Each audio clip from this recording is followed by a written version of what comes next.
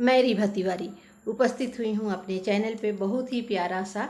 शिव चर्चा का गाना लेकर के। अगर आप लोग मेरा चैनल सब्सक्राइब कर लिए हैं तो अच्छी बात है, नहीं किए हैं तो चैनल को सब्सक्राइब कर लीजिएगा, लाइक कमेंट शेयर ज़रूर कीजिएगा। तो चलिए बिना देर किए हुए बहुत ही प्यारा सा शिव चर्चा का गाना सुनाते हैं। प्रेम से बोलिए हर हर महादेव, गौरा माता पार्वती की जय, कार्तिक गणेश जी की जय, शिव गुरु की जय।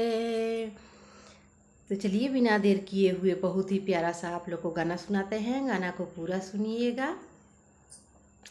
शिव जी हमारा पर आपन नजर रखी है, शिव जी हमारा पर आपन नजर रखी है, हमरा मांग के सिंदूरावा अमर रखी है, हमरा मांग के सिंदूरावा अमर रखी है। शिव जी हमारा पर आपन ध्यान रखी है, शिव जी हमारा पर आपन ध्यान रखी है, हमरा मांग के सिंदूरावा अमर रखी है, हमरा मांग के सिंदूरावा अमर रखी है, हमरा मांग के सिंदूरावा अमर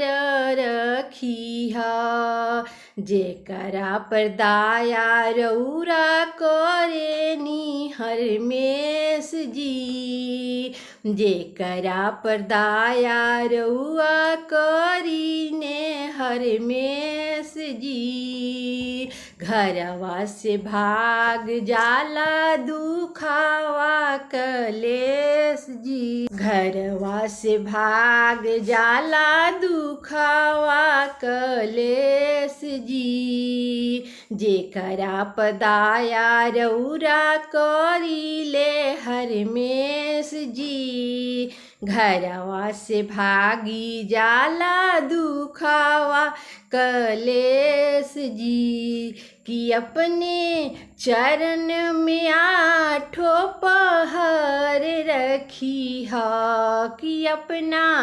चरण में आठों पहर रखी है, हमरा मांग के सिंदूरावा अमर रखी है, हमरा मांग के सिंदूरावा अमर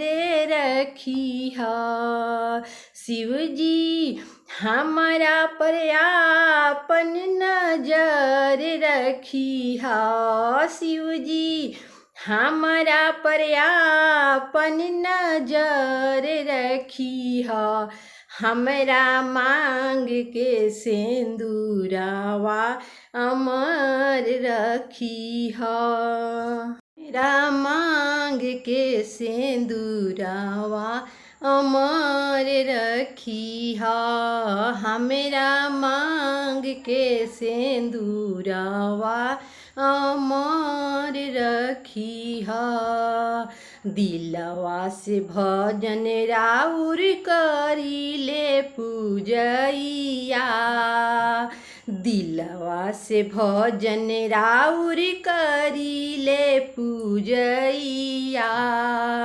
पियवा के छुए नाही रोगवा बलैया, पियवा के छुए नाही रोगवा बलैया, दिलवा से करी राउर भजन पूजैया, दिलवा से करी राउर भजन पूजैया, पियवा के छुए नाही रोगवा बलैया, कि हमरा घर परिवार पर नजर रखी ह कि हमरा घर परिवार पर नजर रखी ह हमरा घर परिवार पर नजर रखी ह हमरा मांग के सिंदूरवा अमर रखी ह हमरा मांग के सिंदूरवा अमर रखी ह शिव जी हमरा पर आपन नजर रखी ह शिव जी हमरा पर आपन नजर रखी ह हमरा मांग के सिंदूरवा अमर रखी ह